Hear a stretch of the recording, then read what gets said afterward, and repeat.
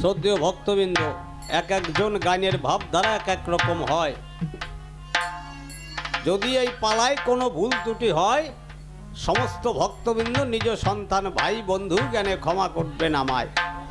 রাজা দশরথ মিথিলা হতে চারি পুত্র রাম লক্ষ্মণ ভরত শত্রুঘ্নকে বিবাহ দিয়ে এনে অযোধ্যায় বড় আনন্দিত সকলে। গুরু বিশ্বামিত্র রামের পারদর্শিতার কথা দশরথ রাজাকে ডাক দিয়ে বলেছে। শুনে রাজা দশরথ কুলগুরু বৈশিষ্ট্যকে ডাক দিয়ে বলছে, গুরুদেব বলো। রামের পারদর্শিতার কথা করলাম শ্রবণ। রামকে অযোধ্যার সিংহাসনে রাজা করে বসিয়ে আমি বানপ্রস্থে যেতে চাই। বেশ, এ তো খুব উত্তম কথা। কুলগুরু বৈশিষ্ট্য ডাক দিয়ে বলছে, দশরথ, রামকে অযোধ্যার সিংহাসনে রাজা করে বসাতে হলে রাজ্য অভিষেক করতে হয়, অর্থাৎ একটা অধিবাস সভা বসাতে হবে। শুভ দিনে শুভক্ষণে বসিয়া মুনিগণে অযোধ্যাবাসী সকলে আজ রামের অধিবাস সভায় বসেছে। মুনিগণ ডাক দিয়ে বলছে, বামাগণ শঙ্করধ্বনি উলুধ্বনি করো ঘনে ঘন। তোরা উলুধ্বনি দে, রাম রাজা হবে রে। তোরা উলুধ্বনি দে, রাম রাজা হবে রে। আরো রামচন্দ্র রাজা হবে অযোধ্যা ভুবন। তোরা উলুধ্বনি দে, রাম রাজা হবে রে। আরো রামচন্দ্র রাজা হবে অযোধ্যা ভুবন। তোরা উলুধ্বনি দে, রাম রাজা হবে রে। আরো রাম রাজতে বাস করিবে যত প্রজাগণ। তোরা উলুধ্বনি দে, রাম রাজা হবে রে। এমন সময় অযোধ্যাবাসী একজন ডাক দিয়ে বলছে, মুনিগণ, এই রাম রাজত্বে বাস করলে ইহার ফল কি কি হয়?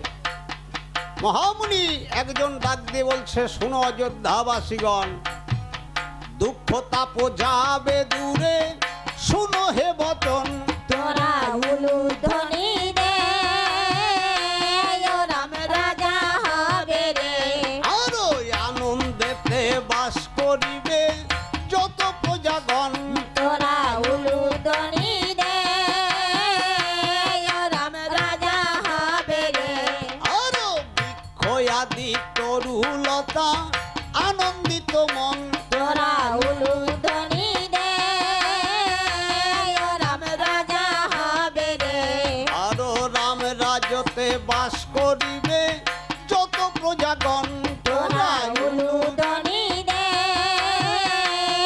রাম রাজা হবে রে। সকলে আনন্দে আত্মহারা অযোধ্যায়। এমন সময় কুব্জা বুড়ি ধীরে ধীরে গিয়ে কইকেয়ী রানীর ধারে ডাক দিয়ে বলছে, রানী, সকলে আনন্দে আত্মহারা অযোধ্যায় আজ, তুমি আনন্দ করো কি কারণ? বলছে, কুব্জা, তুই কি বলতে চাস? বলছে, আমার কথা শোনো, যদি রাম অযোধ্যার রাজা হয় তাহলে রাজমাতা হবে কৌশল্যা, তোমার হবে কি? বলছে, ওরে কুব্জা, এই অযোধ্যাবাসী সকলে আনন্দে আত্মহারা, এই সময় বিষ উদ্গারিলি কি কারণ? এমন সময় কুব্জা বুড়ি ডাক দিয়ে বলছে, শোনো কইকেয়ী, কইকেয়ী অধিপতি রাজ্যের রাজা তোমার শোনে আমায় যৌতুক দিয়েছিল কি কারণে জানো? তোমার ভালো মন্দ দেখবার কারণ। আমার কথা কইকেয়ী তুমি করো হে শ্রবণ। তোরা উলুধ্বনি দে, রাম রাজা হবে রে। আরো বর দুটো সময় এসেছে, চেয়ে নাও এখন। তোরা উলুধ্বনি দে,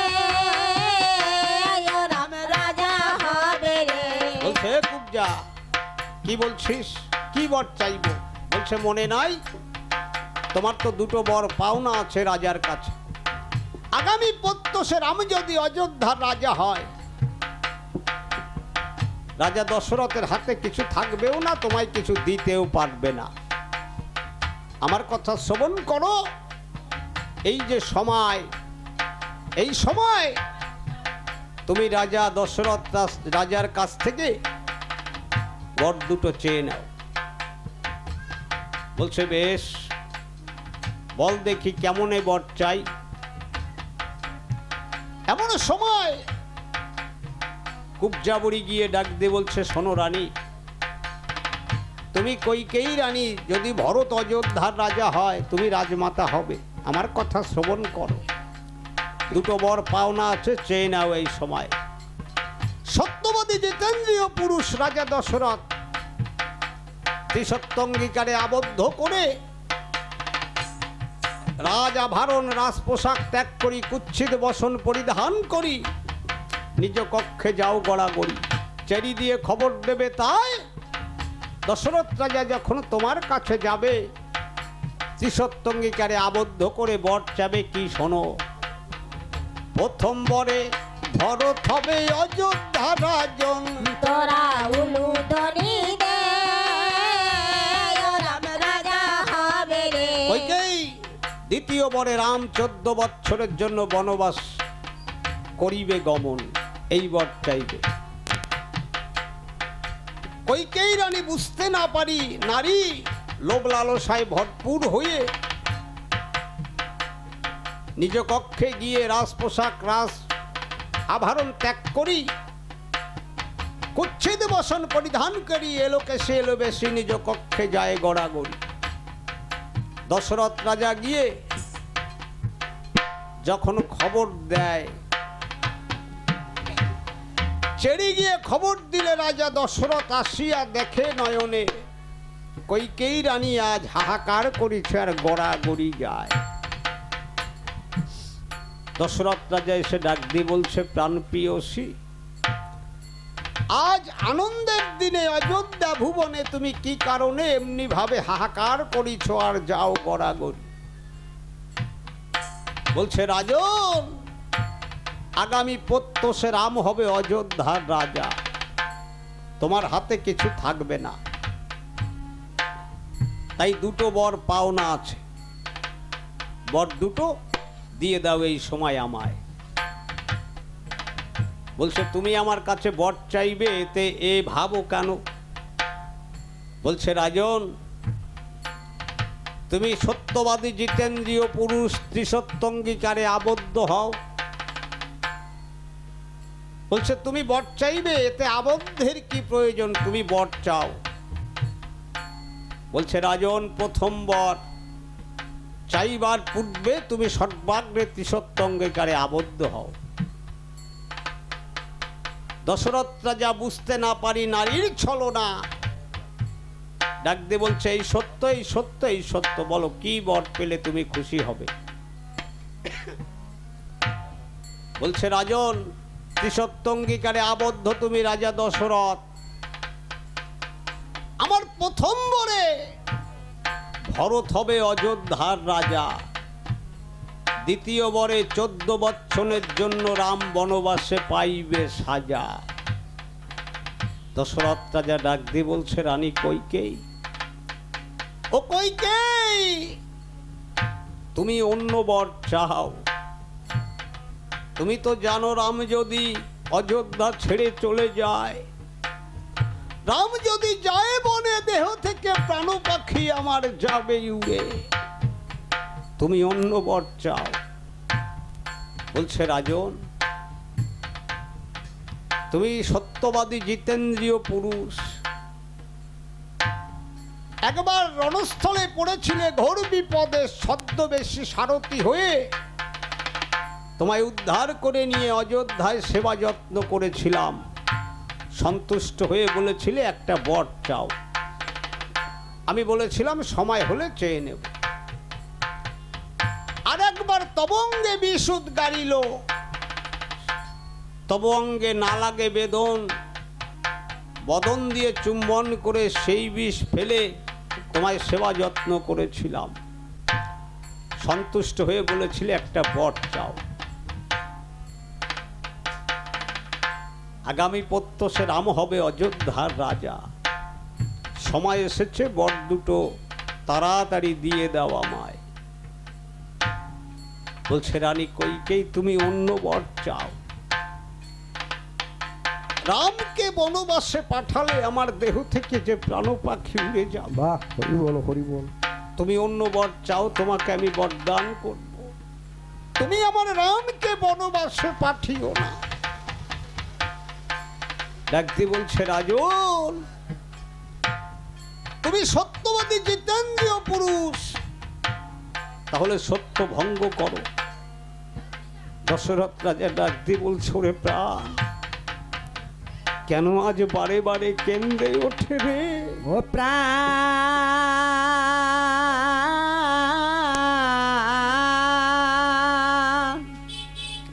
কান্দে রে,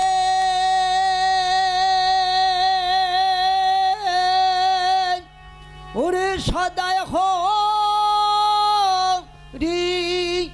বহল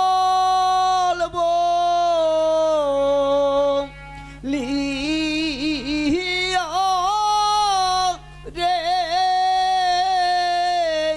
ঘুরে আমার প্রাণ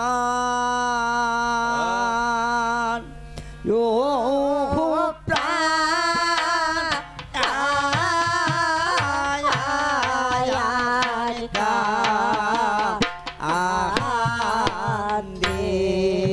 আরো আজ হতে ঘুচলো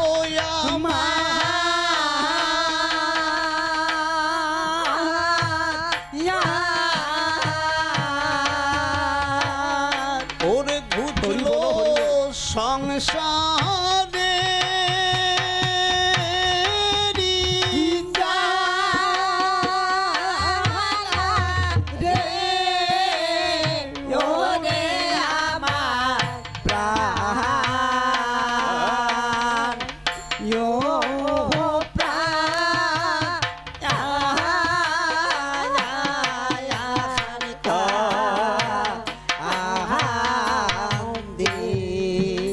এমন সময় রাজা দশরথ ডাক দিয়ে বলছে রানী কইকেই, এই সনাতন ধর্মীয় মতে স্বামী স্ত্রী সম্পর্কটা বড় মধু, কিন্তু জানো রানী, স্বামী কখনোই স্ত্রীর চরণ সেবা করে না। বাহ, হরি বল। স্ত্রী স্বামীর চরণ সেবা করে সর্বদাই। কিন্তু রানী, আমি তব স্বামী হয়ে তোমার চরণ দুখানা জড়িয়ে ধরে বলছি রানী, তুমি আমার রামকে বনবাসে পাঠিও না। দশরথ রাজা হাহাকার করিছে তাই। দশরথ রাজার কান্নার স্বর শুনতে পেয়ে